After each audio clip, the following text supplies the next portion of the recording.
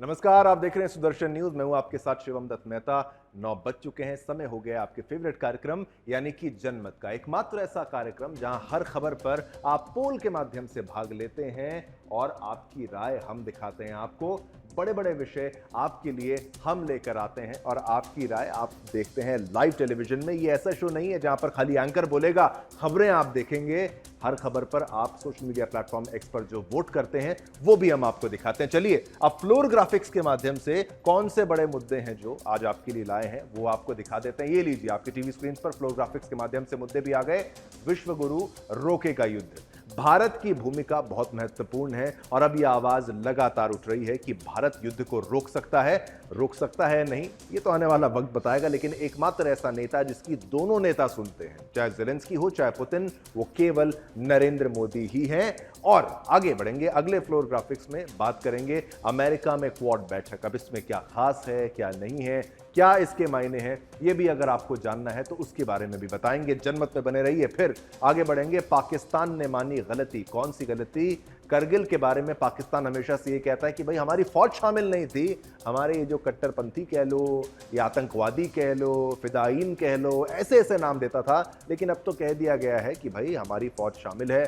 गलती से निकल गया है पर निकल तो गया है, बात सामने आ ही गई है। फिर आगे बढ़ेंगे, जिहादी को फांसी, अब ये मामला भी पश्चिम बंगाल का है जहां पर एक व्यक्ति को, जिस जिहादी को फांसी की सजा मिली है क्योंकि उसने एक छोटी बच्ची के साथ बलात्कार किया था और जज ने अपना फैसला सुना दिया है। हम उम्मीद करते हैं जल्द से जल्द उस व्यक्ति को फांसी भी हो। उस व्यक्ति का नाम भी आपको बताएंगे, आप बने रहिए हमारे कार्यक्रम जनमत में। फिर यहां बात करेंगे जम्मू कश्मीर में रक्षा मंत्री और किसको चेतावनी, एनसी कांग्रेस सबको चेतावनी, क्या कुछ कह दिया है और कांग्रेस और एनसी के जो इरादे हैं उस पर भी सवालिया निशान खड़ा कर दिया है रक्षा मंत्री राजनाथ सिंह जी ने। और फिर मुद्दे आपके लिए सारे होंगे। शुरुआत करते हैं पहली बड़ी खबर से। पीएम नरेंद्र मोदी लगातार रूस और यूक्रेन के बीच जारी तनाव के शांतिपूर्ण समाधान की पैरवी करते आ रहे हैं। उन्होंने कई मौकों पर दोहराया है कि भारत इसके लिए जरूरी हर पहल करने को तैयार है। पीएम मोदी ही नहीं, रूस और यूक्रेन भी इस बात को मानते हैं कि भारत इस युद्ध को कूटनीतिक तरीके से समाप्त करवा सकता है। ज़ेलेंस्की ने हाल ही में इस बात को दोहराया है। पीएम ने दोनों देशों का अलग अलग समय में जो है दौरा किया था। अब खबर आ रही है कि भारत के राष्ट्रीय सुरक्षा सलाहकार अजीत डोभाल रूस युद्ध का शांतिपूर्ण समाधान पर चर्चा के लिए मॉस्को जाएंगे। प्रधानमंत्री नरेंद्र मोदी दोनों देशों का दौरा करके शांति प्रयासों में सबसे आगे रहे हैं। जुलाई में रूस की अपनी यात्रा के दौरान पीएम मोदी ने राष्ट्रपति व्लादिमीर पुतिन को अपना संदेश दोहराया कि यह युद्ध का युग नहीं है। क्या पीएम मोदी रोक पाएंगे यूक्रेन का युद्ध रूस के साथ? चलिए हमारी स्पेशल रिपोर्ट देखिए और मामले की गंभीरता को भी समझिएगा।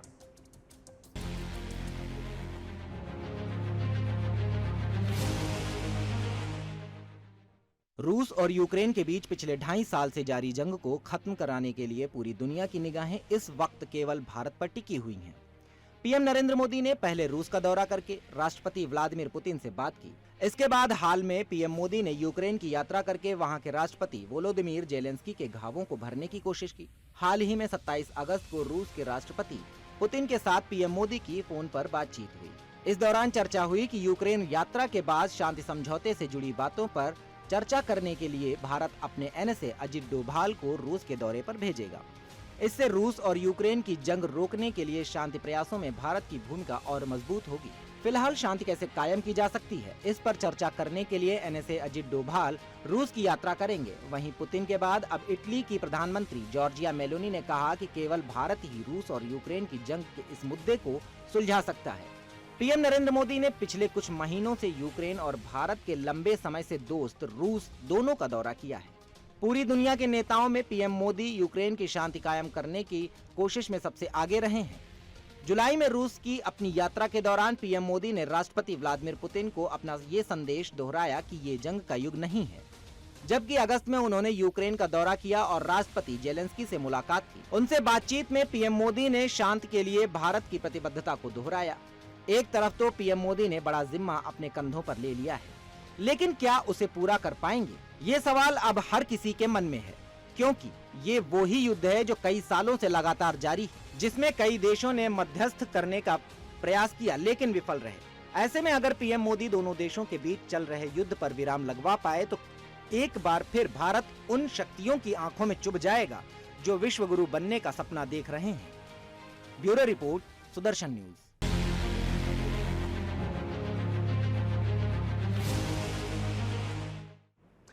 देखिए, ये खबर भी हमने आपको दिखाई और इस पर हमने पोल के माध्यम से आपसे प्रश्न भी पूछा। हर खबर पर हम आपसे पोल के माध्यम से प्रश्न भी पूछते हैं। क्या आपकी राय क्या है? क्या रुकवा सकता है भारत इस युद्ध को? क्या पीएम मोदी रोक पाएंगे रूस यूक्रेन युद्ध को? 93% लोगों ने कहा हाँ, 7% लोगों ने कहा ना। बहुमत ये कहता है कि पीएम मोदी रोक पाएंगे रूस यूक्रेन युद्ध को। देखिए, इस बार एशिया पैसिफिक के 4 देशों के संगठन क्वाड की समिट भारत में पीएम नरेंद्र मोदी की अध्यक्षता में होने वाली थी। फिर अचानक ही इस बैठक की जगह को बदल दिया गया। अब क्वाड समूह के नेता 21 सितंबर को अमेरिका के राष्ट्रपति जो बाइडेन के होम टाउन में शिखर सम्मेलन के लिए जुटने वाले हैं। डेलावेयर के विल्मिंगटन में होने वाली आगामी समिट बाइडेन और जापान के पीएम फुमियो किशिदा के लिए अंतिम सम्मेलन होगा। इन दोनों नेताओं के जल्द ही अपने पदों से हटने की उम्मीद है। ऑस्ट्रेलिया के पीएम एंथनी एल्बनीज भी इसमें शामिल होंगे। पीएम मोदी, फुमियो किशिदा और एंथनी एल्बनीज संयुक्त राष्ट्र महासभा में हिस्सा लेने के लिए अमेरिका का दौरा करने वाले हैं। अमेरिका को क्वाड मेजबानी देने का फैसला क्या सही है? हमारी ये स्पेशल रिपोर्ट देखिए, ज्यादा बेहतर समझेंगे, है ना। बहुमत कहता चलिए ठीक है, अमेरिका को दी तो भी कोई गलत नहीं।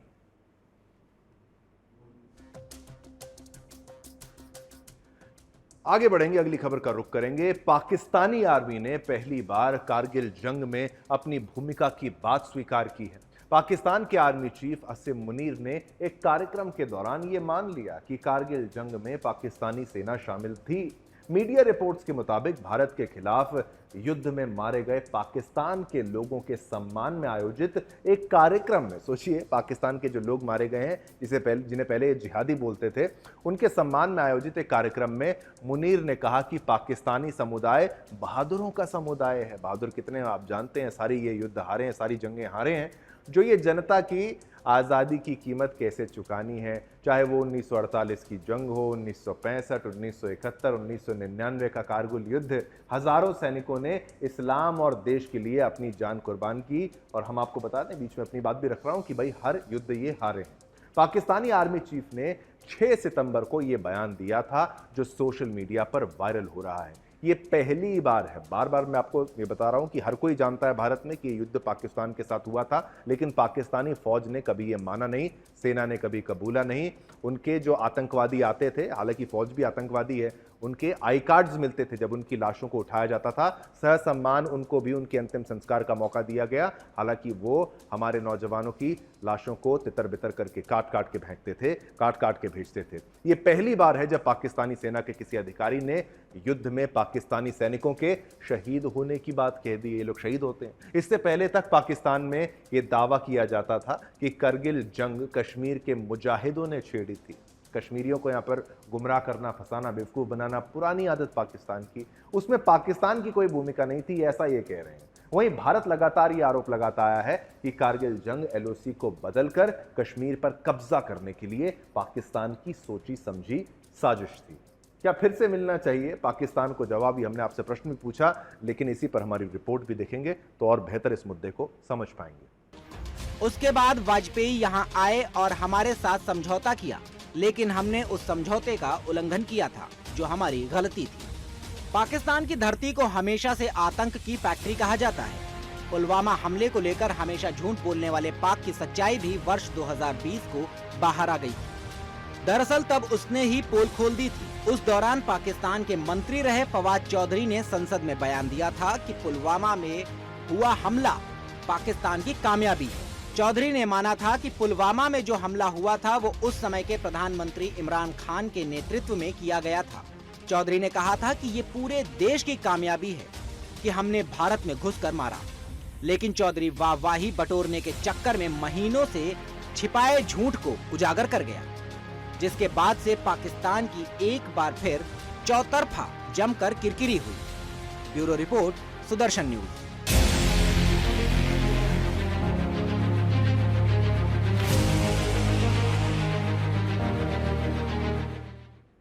खबर आपने देखी, पुष्टि बार बार करनी होती है, सत्य बार बार सामने लाना होता है। ये देखिए, ये हाल है भारत का और ख़ास तौर पर हिंदुओं का भी कि बार बार साबित हमें करना पड़ता है। और इन पाकिस्तानियों का, इन जिहादियों का कुछ पता नहीं कब कितनी बार झूठ बोल चुके हैं, लेकिन सत्य की जीत हमेशा होती है। अब सत्य सामने आ चुका है, पाकिस्तान इन्वॉल्व था, शामिल था 1999 की करगिल युद्ध में, उस जंग में। क्या हमने आपसे प्रश्न भी जो पूछा है वो भी देख लीजिए, क्या फिर से मिलना चाहिए पाकिस्तान को जवाब?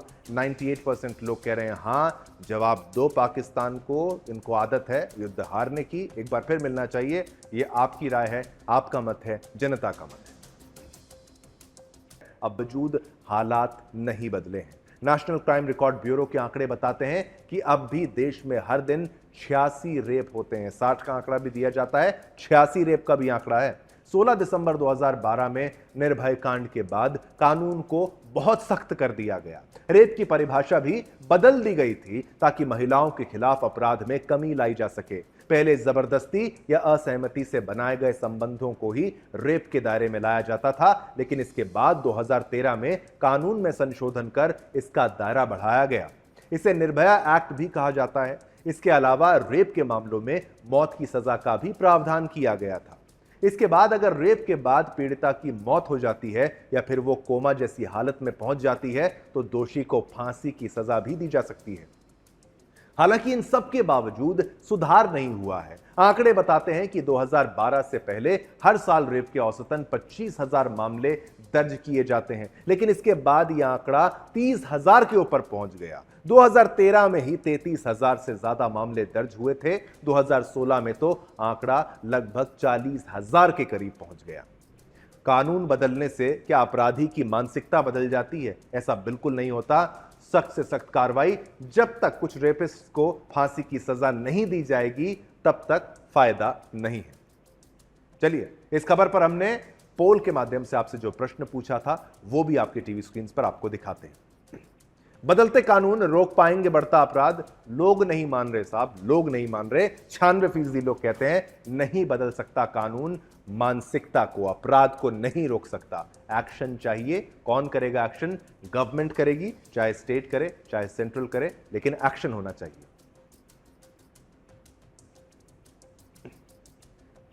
देखिए, बार बार हम ये बात कह रहे हैं कि भाई फांसी की सजा होनी चाहिए, लेकिन जांच आवश्यक है। ऐसे ही नहीं कि किसी को मोहरा बनाकर उसको फांसी दे दी जाए। जो अपराधी है उसकी जांच पड़ताल पूरी होनी चाहिए, सभी प्रोटोकॉल फॉलो होने चाहिए, लेकिन गुनहगार को आप जेल में रखिए, फांसी का प्रावधान रखिए। खास तौर पर अगर छोटी बच्चियों के साथ बलात्कार होता है, छोटी बच्चियों के साथ बलात्कार में कम से कम फांसी दी जाए, और तो और उससे ज्यादा भी कोई सजा होती तो उसका भी प्रावधान होना चाहिए था, लेकिन उससे बड़ी कोई सजा नहीं है। असम में अब बिना एनआरसी के आधार कार्ड नहीं बनेगा। एनआरसी जरूरी है, फिर आधार कार्ड बनेगा आपका। मुख्यमंत्री हेमंत बिस्वा शर्मा ने शनिवार को कहा कि असम में आधार कार्ड के लिए सभी नए आवेदकों को अपना एनआरसी आवेदन जो है रसीद नंबर जमा करना होगा। एक विस्तृत एसओपी, स्टैंडर्ड ऑपरेटिंग जो प्रोसीजर होता है, तैयार की जाएगी और इसे 1 अक्टूबर से लागू किया जाएगा। उन्होंने कहा कि राष्ट्रीय नागरिक रजिस्टर एनआरसी की आवेदन रसीद संख्या जमा करने से अवैध विदेशियों पर रोक लगेगी। मुख्यमंत्री ने कहा कि आधार कार्ड के लिए आवेदन जनसंख्या से अधिक हैं। हमने फैसला किया है कि नए आवेदकों को अपना एनआरसी आवेदन रसीद नंबर जमा करना होगा। क्या कुछ कहा है और क्या कुछ हो रहा है असम में आधार कार्ड को लेकर, क्या तोड़ निकाला है हेमंत बिस्वा शर्मा ने और उनकी सरकार ने, हमारी ये रिपोर्ट देखेंगे, ज्यादा बेहतर समझेंगे। देश में 5 सितंबर को हुए मंगेश यादव के एनकाउंटर ने राजनीतिक रूप ले लिया है। मंगेश यादव के एनकाउंटर के बाद विपक्ष और मंगेश के परिवार ने सरकार और उत्तर प्रदेश पुलिस के ऊपर कई सवाल खड़े किए। एनकाउंटर पर उठ रहे सवालों पर राहुल गांधी ने कहा कि भाजपा शासित राज्यों में कानून और संविधान की धज्जियां वही उड़ा रहे हैं जिन पर उनका पालन कराने की जिम्मेदारी है।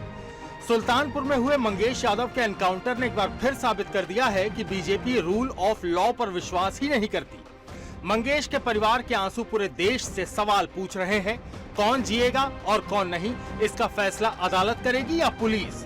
वहीं समाजवादी नेता अखिलेश यादव ने इसे संगीन शासनीय अपराध बताया है। उन्होंने सोशल मीडिया प्लेटफॉर्म एक्स पर ट्वीट कर लिखा कि लगता है सुल्तानपुर की डकैती में शामिल लोगों से सत्ता पक्ष का गहरा संपर्क था, इसीलिए तो नकली एनकाउंटर से पहले मुख्य आरोपी से संपर्क साधकर सरेंडर करा दिया गया और अन्य सपक्षीय लोगों के पैरों पर सिर्फ दिखावटी गोली मारी गई और जात देखकर जान ली गई। विपक्षी पार्टियों के नेताओं की ओर से आ रही लगातार टिप्पणियों के जवाब में उत्तर प्रदेश के मुख्यमंत्री सीएम योगी ने विपक्ष पर निशाना साधा। अंबेडकर नगर में सीएम योगी ने पुलिस एनकाउंटर पर कहा कि डकैत के मारे जाने पर सपा को दर्द हो रहा है। सरकार चलाने के लिए जज्बा चाहिए, सत्ता विरासत में मिल सकती है, बुद्धि नहीं। अब आप देखते होंगे। चलिए उस मुद्दे के बारे में विस्तार से आपको एक रिपोर्ट दोबारा दिखाएंगे, लेकिन अब आगे बढ़ते हैं। रक्षा मंत्री राजनाथ सिंह रविवार को जम्मू कश्मीर के बनिहाल में चुनाव प्रचार के लिए पहुंचे। उन्होंने आतंकवाद के मुद्दे पर पाकिस्तान पर हमला किया और कहा कि भारत कभी आतंकवाद को बर्दाश्त नहीं करेगा। उन्होंने कहा कि अगर पाकिस्तान जम्मू कश्मीर में आतंकवाद पर लगाम लगाए तो भारत उसके साथ बातचीत करने के लिए तैयार है। राजनाथ सिंह ने यह बात रामबन जिले के एक चुनावी रैली में कही, जहां वे बीजेपी उम्मीदवार मोहम्मद सलीम भट्ट के लिए प्रचार करने पहुंचे थे। उन्होंने कहा कि संविधान के अनुच्छेद 370 को निरस्त करने का उद्देश्य जम्मू कश्मीर के लोगों की पीड़ा को समाप्त करना और क्षेत्र को संपन्न बनाना था। राजनाथ सिंह के दौरे से पाकिस्तान क्या चिंता में है या नहीं, ये तो हमने आपसे पोल के माध्यम से प्रश्न भी पूछा है। इसी के बारे में और आप जानकारी जो है हमसे लेते रहिए, लेकिन हर खबर पर हम आपको बार बार कह रहे हैं अब पोल के माध्यम से आपको भाग लेना है और इनकी प्रतिक्रिया क्या है वो भी आप सुन लीजिए। और हमारा एक बगल में पाक अधिकृत कश्मीर है पीओके, क्या बदनाम है पीओके के बारे में? बहन भाइयों, यहां भी सरकार बनाई है। यहां के विकास को देखकर पीओके के लोग कहेंगे कि अब हम पाकिस्तान के साथ नहीं रहना चाहते, हम भारत के साथ जाना चाहते हैं।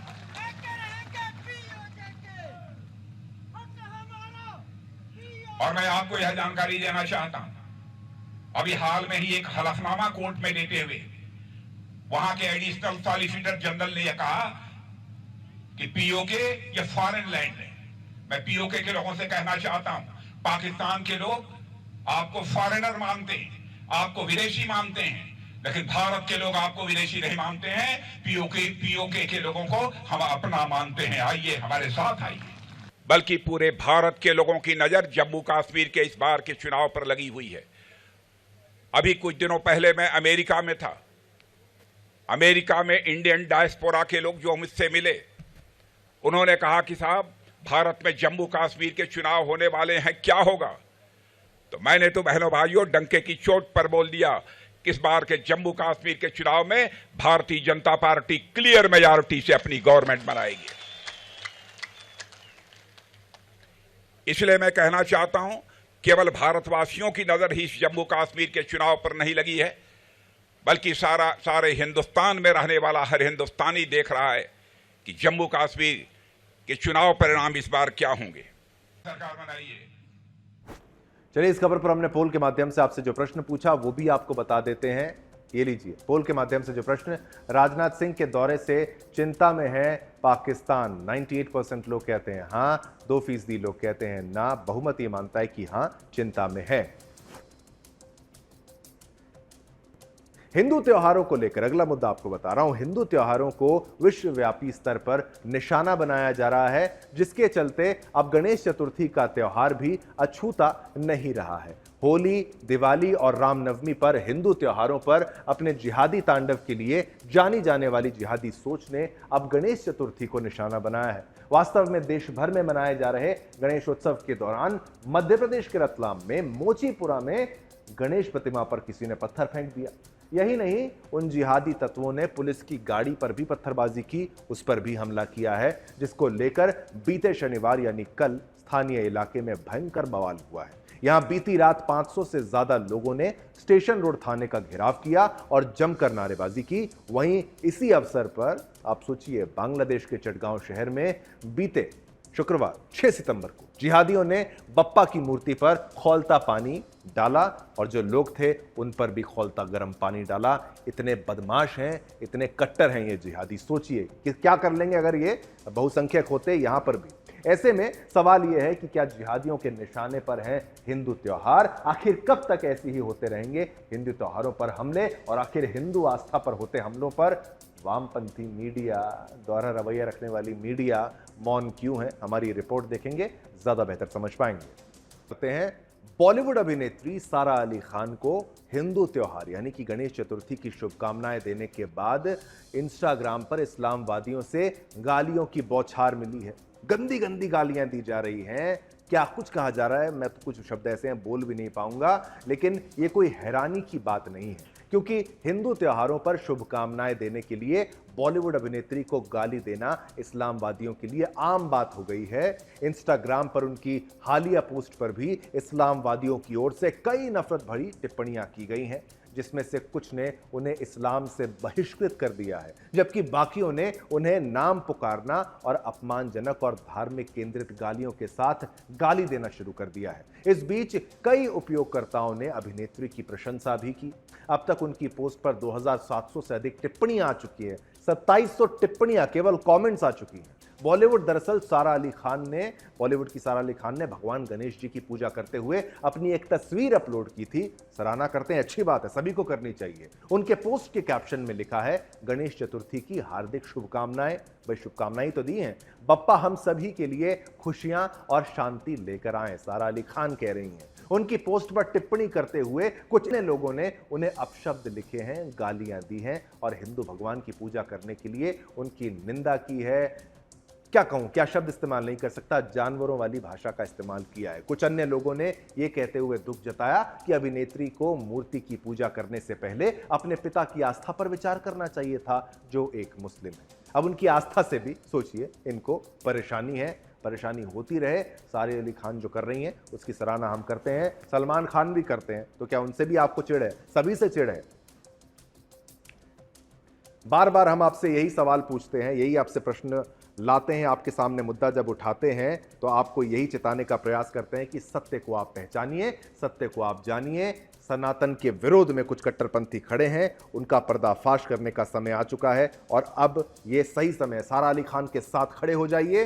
इस महिला ने अगर गणेश जी की पूजा की है तो इससे परेशानी क्या है, इसको धर्म से बेदखल करने की बात कैसे कर दी गई है। सारा अली खान को हम भी संदेश देते हैं, तुम अकेली नहीं हो, हम भी तुम्हारे साथ हैं।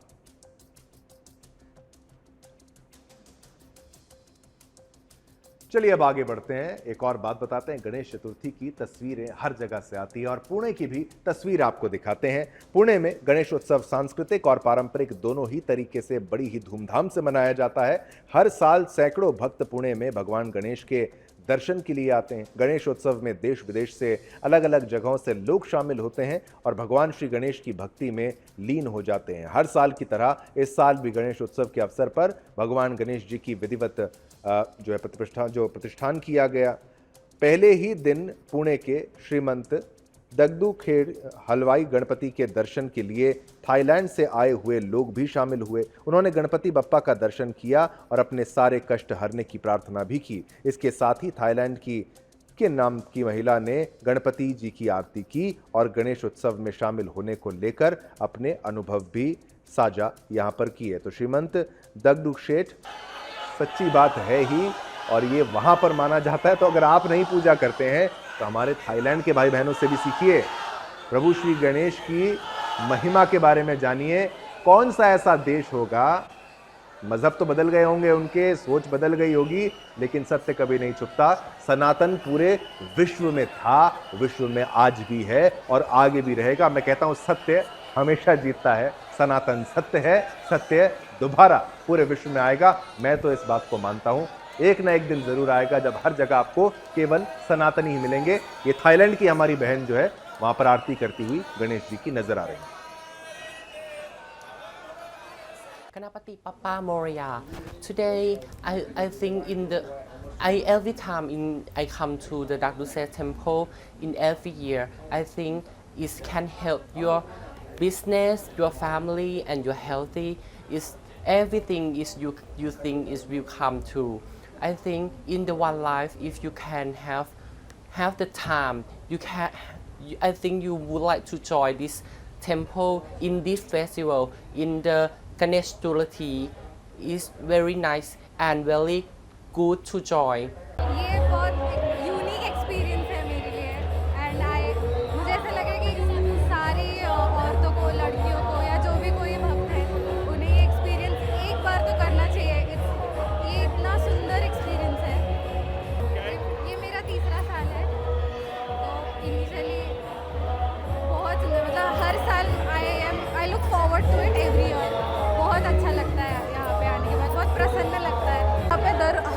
होता है, हर साल अथर्वशीर्ष होने के कारण यहाँ पे बहुत ज़्यादा पॉजिटिव वाइब रहती है।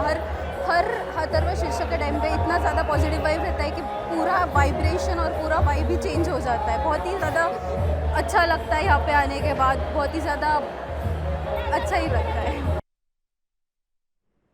तो डगडू सेठ हलवाई यहाँ पर गणपति जी का जो मंदिर है उनके दर्शन करे यहाँ पर लोगों ने। और ये जो महिला अंत में जो कह रही थी, ये बात बहुत महत्वपूर्ण है कि भाई वाइब्रेशन चेंज हो जाती है, वाइब चेंज हो जाती है, इसीलिए आपको मंदिर जाना चाहिए। बड़े बड़े मंदिरों में जब आप जाते हैं तो वहाँ पर ऐसी वाइब होती है, ऐसा माहौल होता है, ऐसी भावना आपके अंदर आएगी, आप ऊर्जा से भर जाएंगे, आपके अंदर ऊर्जा का स्रोत होगा। ये पूरी बातें सत्य हैं। आप मंदिर जाएं, हर रोज जाएं, रोज ना जा सकें तो कम से कम सप्ताह में एक बार, सप्ताह में एक बार नहीं तो कम से कम महीने में एक बार तो जरूर जाएं। इसी के साथ आज के कार्यक्रम में इतना ही। मुझे यानी शिवम दत्त मेहता, मेरी पूरी टीम, हम सभी को आज्ञा दीजिए। एडिटोरियल और प्रोडक्शन हम सभी की तरफ से आप सभी को जय हिंद, जय भारत, जय हिंदुस्तान।